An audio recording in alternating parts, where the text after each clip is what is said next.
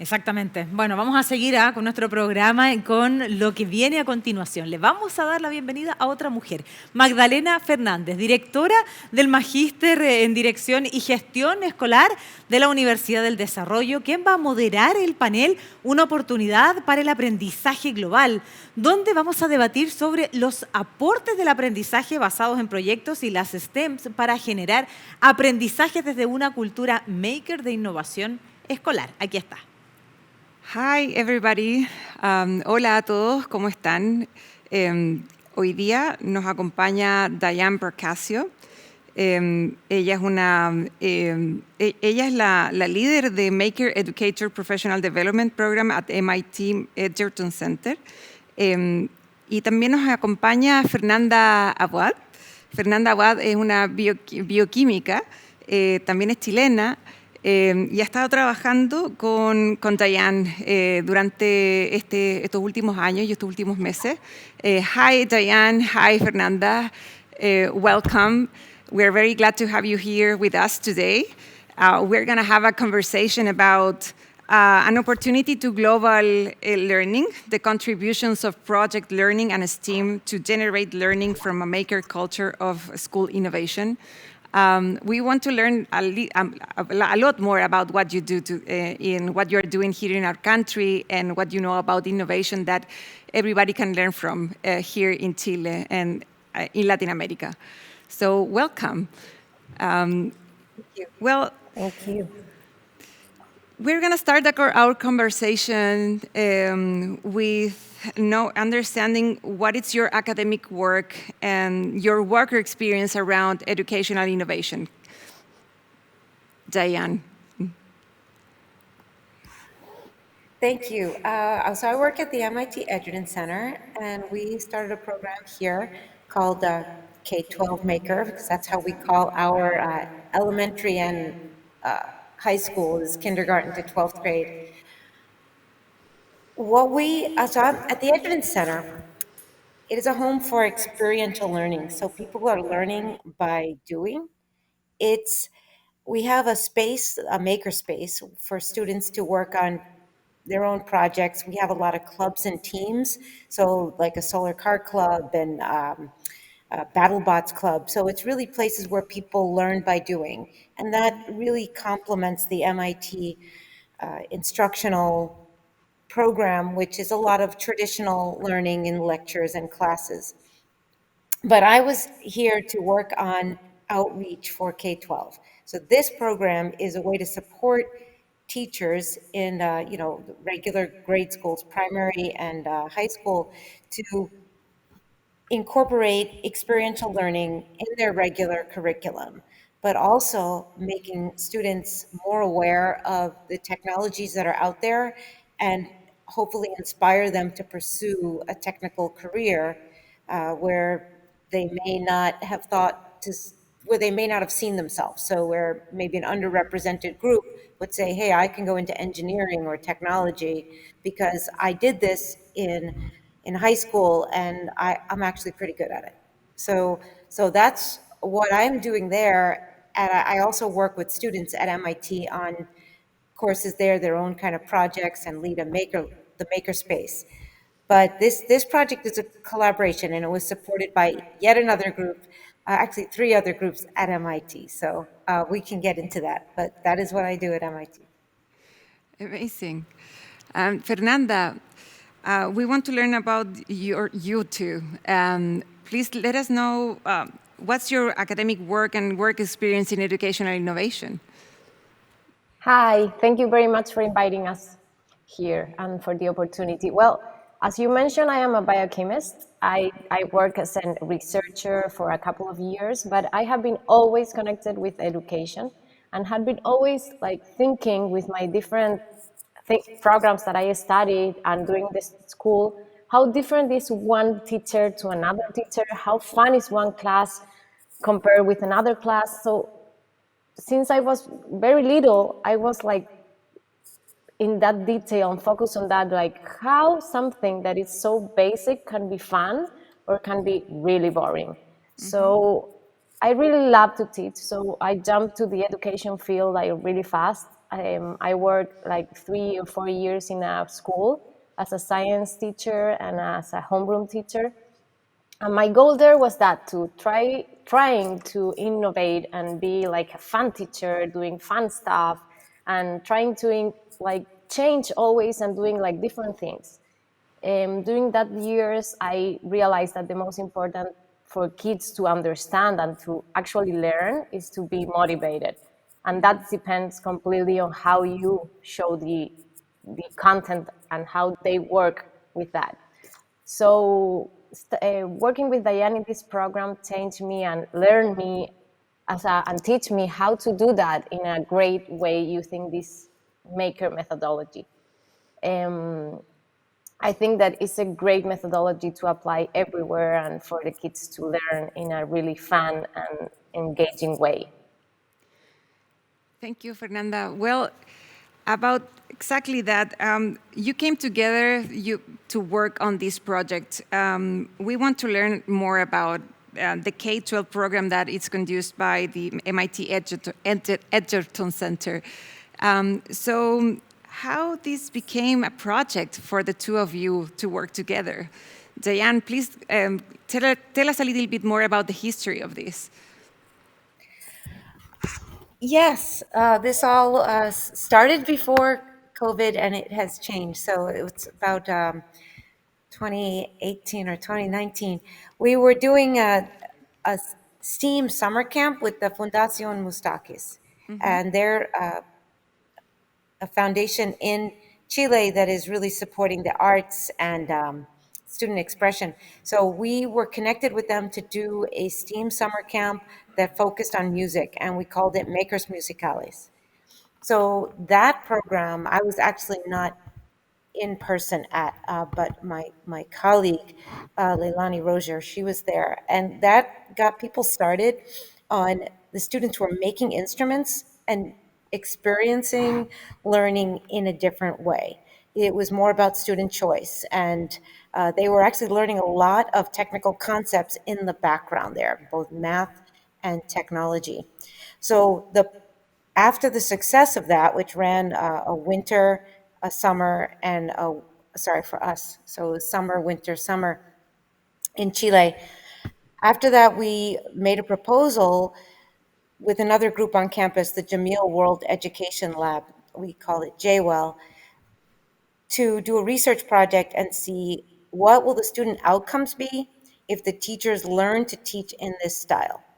So the plan was for teachers to go and observe Makers Musicales and then create projects in their own disciplines that use this style of teaching. So it would be project-based learning with some definitely a hands-on component, and it would integrate with it. So the goal is for students to be engaged and empowered and learn many other essentially key 21st century skills.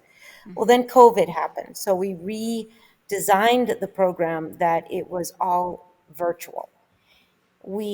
Over the year 2020, we had taken most of Makers Musicales and made it virtual. So instead of making instruments and playing together in a band, students were making simpler things, but they were doing recordings. So they were making a piece of sonic art and perhaps music if they were musically inclined. So now the teachers were going to do we created Aprendo Creando, which was going to include a start on Makers Musicales. So teachers would learn how this type of learning works. Then they would spend time learning how to do it and how to create projects in their own subject area. So I was introduced to Fernanda through some other contacts at MIT, and this collaboration came between the Edgerton Center, Mechanical Engineering, the Sloan School, which is our business school, and JWEL, who provided some funding for this, and of course the Fundación Mustakis, who's been setting up everything and organizing the teachers, pulling them together, funding the whole second part of this. So that's a bit of the history. That's amazing. So tell us a little bit more about the pilot. Who is participating here in Chile? What kind of schools are involved, and how many teachers are participating in this pilot plan that Chile was part during 2021? I'm going to bounce this to Fernanda because she actually was really in touch with all the teachers and helped in the selection of them. Well, there was a lot of school applying. They have some requirements, but most of them the idea was that we're public school that need these fundings to learn these new methodologies. We had a lot of schools interested, and then we did like a selection of 8 schools. The idea was that they can represent all around Chile, so they were not from Santiago, the capital. The idea is that they were from different regions of the country. The most important requirements was that the school wanted to innovate in education. So they need an open mind and a space to do a makerspace. And the time, because it was like a really important program with a lot to do. The classes were on Saturdays during the whole morning, so they really need like a push to do this. And they had homeworks, they had a lot of work, but everything went like amazing. Like they were really engaged. They were like amazing teachers, and they were always like really thankful on what they were like accomplished during the program. Like I will never forget the teacher saying like, this is a change, like a so important change in this pandemic. Like my students started to put the cameras on, started to get to the classes, because imagine that this was a whole year in an online classes. So for them was like a great change doing and learning this program. This is very interesting. You know that I personally want to understand a little bit more about how the maker culture is contributing to enriching the quality of for learning of children and youth and adults. And this is a question that I want to pose because I also want to understand what is the maker culture, because not everybody here with us understands what's the maker culture. So maybe we can start about, maybe you can tell us a little bit more about the maker culture and how this culture is contributing to learning. Well, I'd be happy to. Yeah, I'd be happy to. We create this slide where it's making what is making in school, and it's using cool tools to build something of your own in community with others, improving as you go. So you got to have all these parts, right? So what would make so the maker culture means that you're learning as you go, you're iterating, you're trying again and again, and you're using community to get ideas, to share ideas. Maybe it's just to hear what it sounds like when you talk about it, and maybe it's for someone to give you another idea on what you could do with it. But a really important part is the tools, and the tools are the way you get into it. It's like, oh, I want to see how the 3D printer works. It's so cool to watch it, or the laser cutter, or I want to use those little computers, the Arduinos or the microbits. So you get people into it, and then they learn, oh, I can use this tool to express myself. So in traditional school, we write, we talk, right? We might make a presentation, we might write a paper, but that's not the best way for everyone to be expressed, and it's really not the best way to express everything we want to communicate. So in the maker culture, it's you use you look for the right tool, you work with other people, and you get past failure. You say, okay, this didn't work. Let me try something else. How can I figure that out? And it's not that, oh, I didn't get it right, I'm not good at this. It's, I didn't get it right, I need to figure out something else. So that is some of the maker culture in general, which could be adults, people, anywhere. But now, how would I do that in a maker classroom? So in a regular classroom, and the way I see it, you need 3 parts. You need to have some good tools. You need a space where kids can go and they can say, all right, it's okay for me to use this. I don't need to like have, one person at a time, or I can go into this space and these tools are available to me. And then you need a really good project. The project has to be something that is relevant to them, something that they care about. So you want to make a connection to the student in the project. And the third part is the teacher's skills. The teacher needs to be able to encourage the students and present things without giving them all the answers and without looking for simple answers. So the way I like to say it is, you need your stuff, you need your good project, and you need a teacher with good skills. In this program, Aprendo Creando, we worked on two pieces of that. In the first part, from April to June, we worked on creating a good project and the teachers developing the skills to facilitate or deliver this project. On the last part, which we're just finishing now, in October, November, we worked on the stuff, giving them a kit of tools, which in American dollars was about $3,000 worth of tools. That we had a sponsor, Sodimac, who provided about a third of that material, and Fundación Mustakis, who provided the rest. And then there was the training. So we're working on that part to support them in having those tools, giving them a starter maker kit to go ahead. I want to make a point here. Yes, please. This part is very funny because when we did the interview with Diane, because she was like interviewing different instructors, and I asked her, okay, what is Maker's methodology? And well, she explained me, and I was like, okay, this is not so different from what I used to do. Like, I was lucky because I worked in a very innovative school in Santiago. So we used to have this like kind of culture that we want to do like open projects with kids doing stuff. Like we were pushed to do that, and we tried to do a lot. But well, I said, okay, this is kind of what we did. But doing this program and how then I really understood what was this Maker methodology, it is not the same. Like, it has different stages that if you follow them, you get to a completely different thing.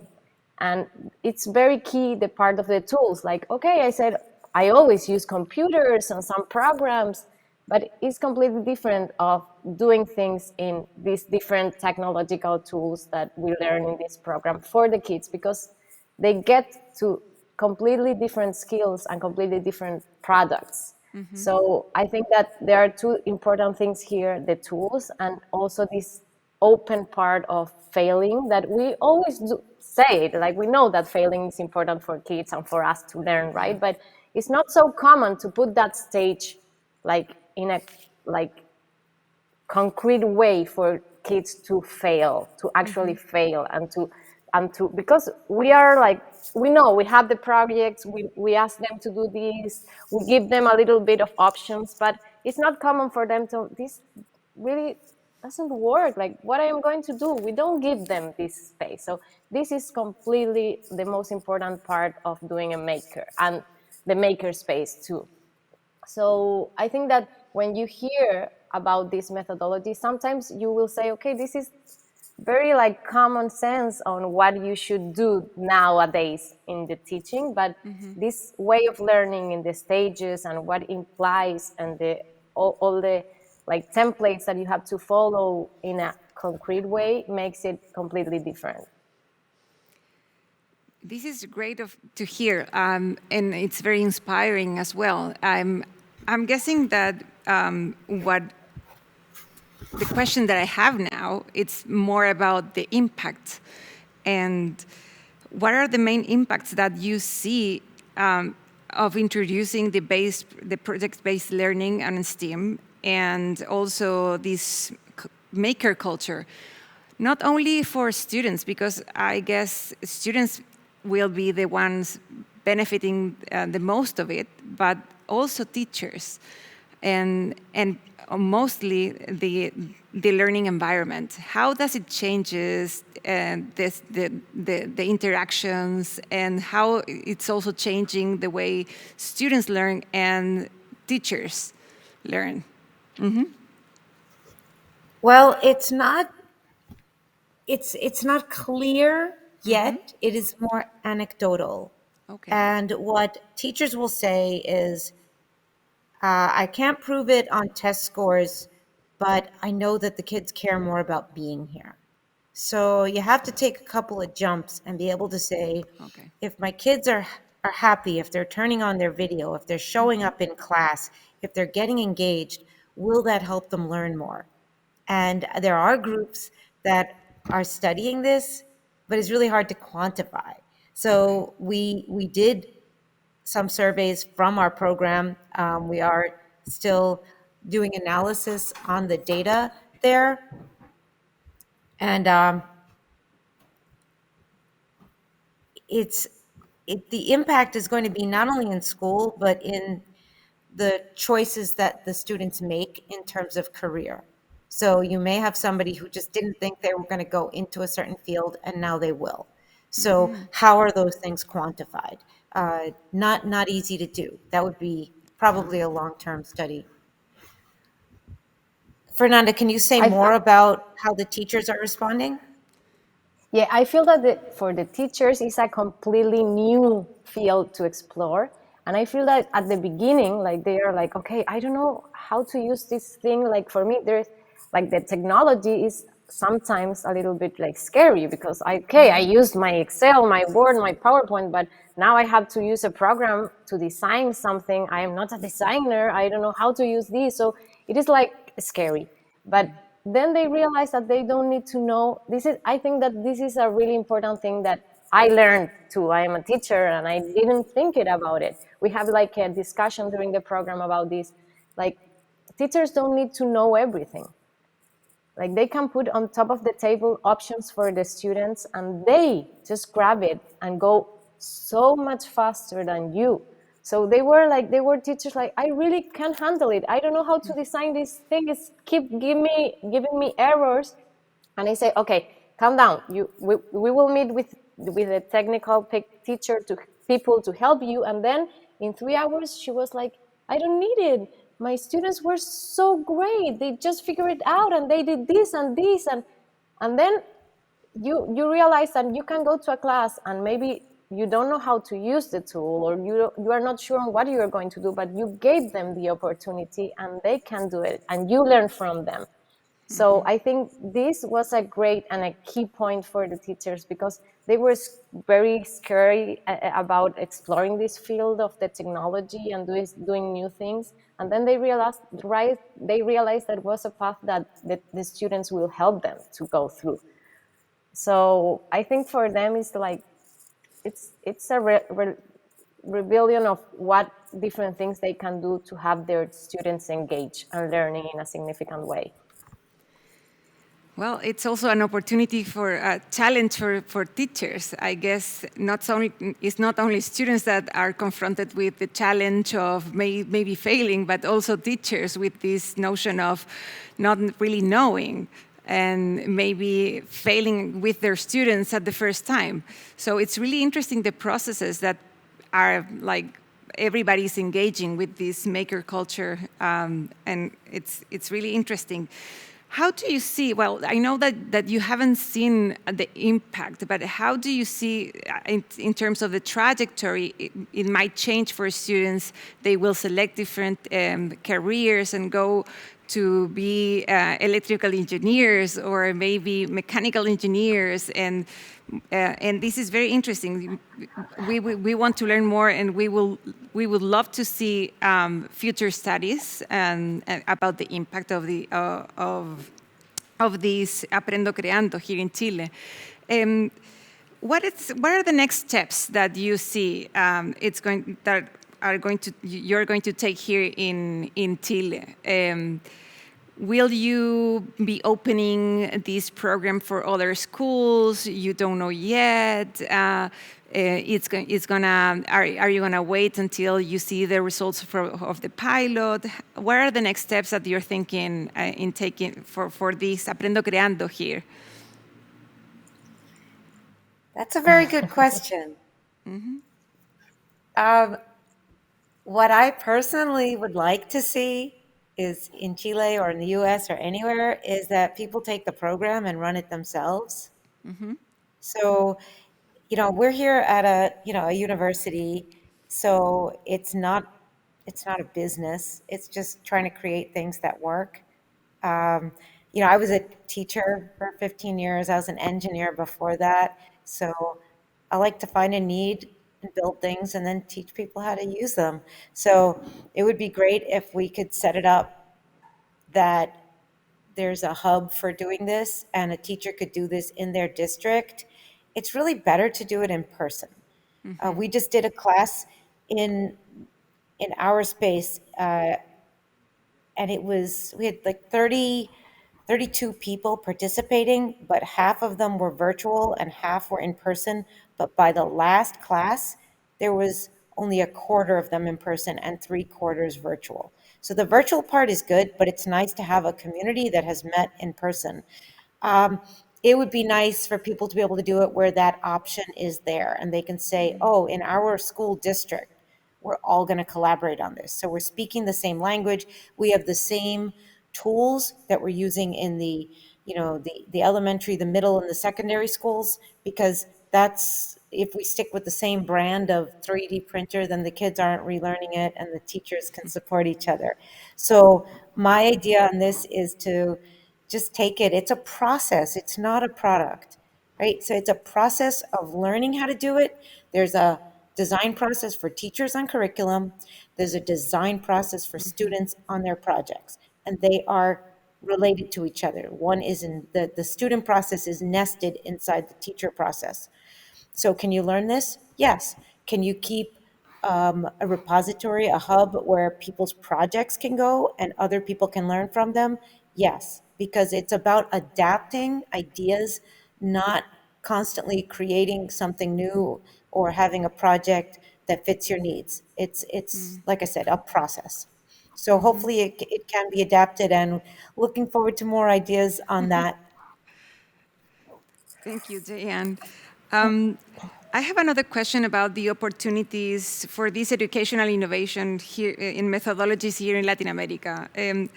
What are the opportunities that you see that for these methodologies here in Latin America, not only in Chile?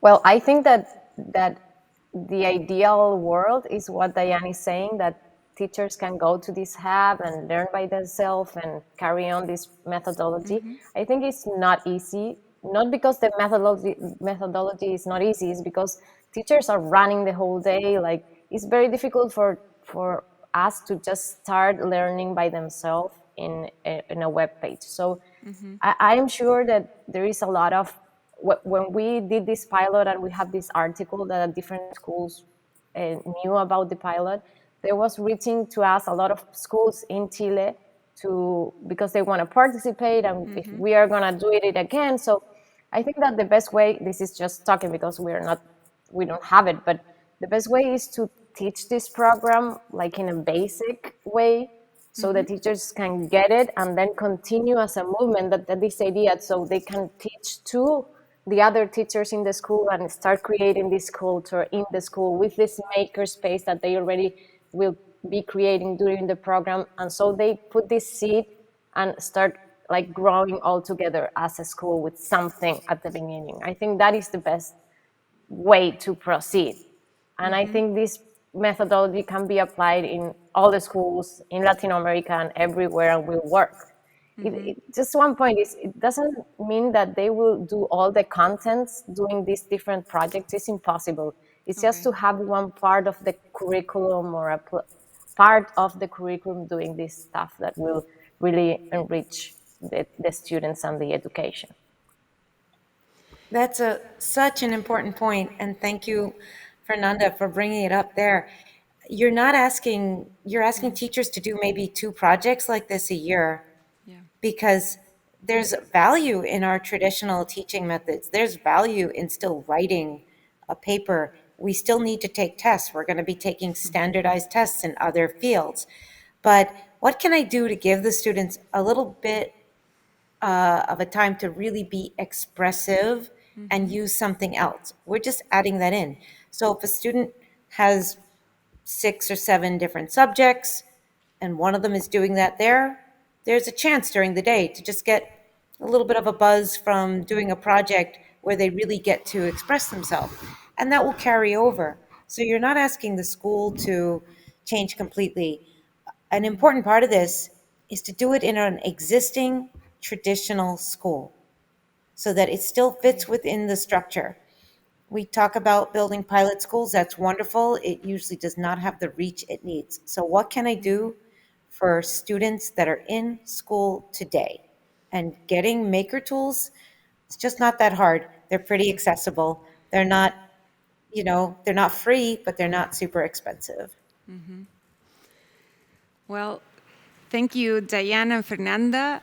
This has been a wonderful experience of learning about the maker culture and how Aprendo Creando, it's creating a different space for learning and changing the game, I think, in terms of how engaging, how the motivation, maybe the trajectories of students will change.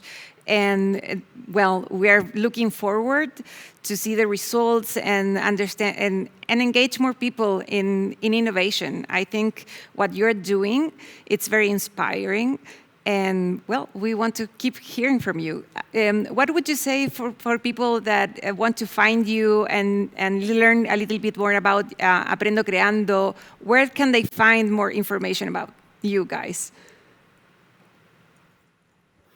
Your webpage, Diane. And your website. Yes, the webpage. We have a webpage Center, that is Mustakis, I guess, as well, and so they can go and find you. I think it's. I'm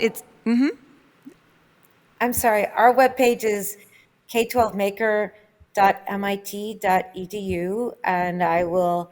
You need to look at. Find the part where it has Aprendo Creando. But either way, we can be reached from there. And on that website, there's lots and lots of resources for setting up a makerspace, choosing the right tools, all of our maker methodology, everything's on there. The reason we do courses with people is to work through it, but pretty much everything is on that site, k12maker.mit.edu. Thank you so much, Diane and Fernanda, and I hope to see you soon again. No hay duda alguna, el trabajo en equipo es clave a nivel educacional y en todo nivel de la vida. Y es este sentido el aprendizaje basado en proyectos, es esencial para hacer que los estudiantes sean los propios protagonistas de su aprendizaje.